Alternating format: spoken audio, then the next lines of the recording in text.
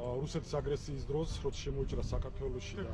ობეზე დაწერეს წარწერა რუსებმა, რა ძალიან ცუდად დაგვამახსოვრდა ქართველებს, საწყენი იყო ჩვენთვის, მაგრამ ქართველებს საიმედოდ საბედნიეროდ ძალიან კარგი მახსოვრობა. მაშინ რუსებმა დაწერეს ესეთი წარწერა.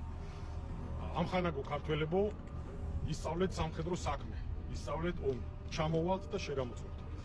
ისე მოხდა, რომ მივყევით მათ ესე ვთქვათ წარწერას, კარგად ვისწავლეთ, მოვემზადეთ და ჩვენ თვითონ ჩამოვედით რუსეთში. ასე რომ თუ საჭირო იქნება გამოსი ჩასაბარებლად კიდევ ერთხელ ჩამოვალთ ჩვენს და სხვა ქართველებს.